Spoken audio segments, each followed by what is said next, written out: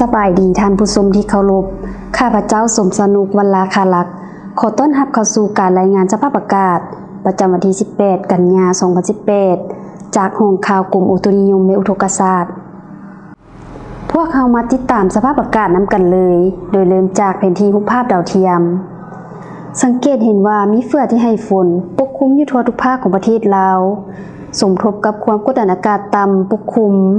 พร้อมเดียวกันกระแสลมมรสุมตะวันตกเฉียงใต้พัดปกคลุมเป็นส่วนใหญ่ซึ่งลักษณะเช่นนี้จะเห็นให้มีฝนตกในระดับคออยู่ในแต่ละภาคและตกในระดับปานกลางหาตกหนักอยู่บางท้องถิ่นปริมาณน้ำฝนรวม24ชั่วโมงผ่านมาได้มีฝนตกในระดับคออยู่ในแต่ละภาคและตกในระดับปานกลางหาตกหนักอยู่แขวงเสียงขวางแขวงบ่อแก้วหลวงน้ำทาสัญบุรีแขวงเวียงจันทน์สวรรณเขตและแขวงอัตตปือสภาพระดับน้ำคลองเวลา 7:00 น.ของมื้อนี้ระดับน้ำคลองไม่ได้ลดลงอยู่ในแต่ละภาคสำหรับระดับน้ำหน้าเขื่อนน้ำงืมไม่ได้เพิ่มขึ้นและกายขีดระดับอันตรายพวกเขามาติดตามสภาพอากาศในแต่ละภาคแต่เวลา 19:00 น.ของมื้อนี้ถึงเวลา 19:00 น.ของมื้ออื่นโดยเริ่มจากภาคเหนือด้านตะวันออกจะมีฝนตก 80% ของเนื้อที่และตกในระดับปานกลางอยู่บางท้องถิ่น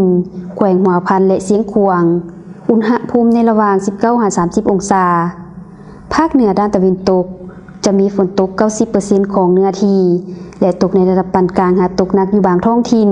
แขวงอุดมไซหลวงน้ำทาหลวงพระบางและสัญบุรีอุณหภูมิในระหว่าง 20-35 องศาสำหรับนครหลวงเวียงจันทน์จะมีฝนตก 75% ของเนื้อที่และตกในระดับปานกลางอยู่บางบริเวณอุณหภูมิในระหว่าง 23-34 องศาภาคกลางจะมีฝนตก 80% ของเนื้อที่และตกในระดับปานกลางหาตกหนักอยู่บางท้องถิ่นแขวงเวียงจันทน์คำม่วนและสวรรณเขตอุณหภูมิในระหว่าง 21-33 องศา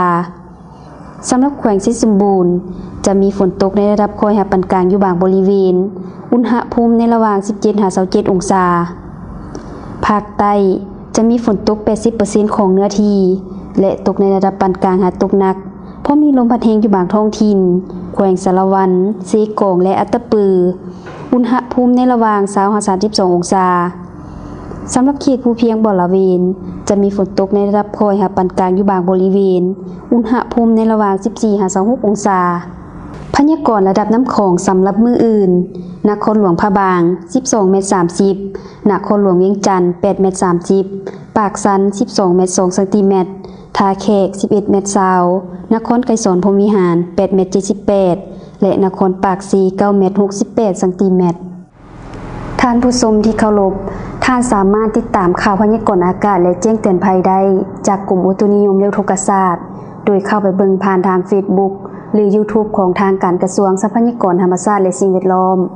ท่านสามารถติดตามข่าวพยากรณ์อากาศได้ตื่มอีกในมื้ออื่นสำหรับมื้อนี้ข้าพเจ้าขอลาไปก่อนสบายดี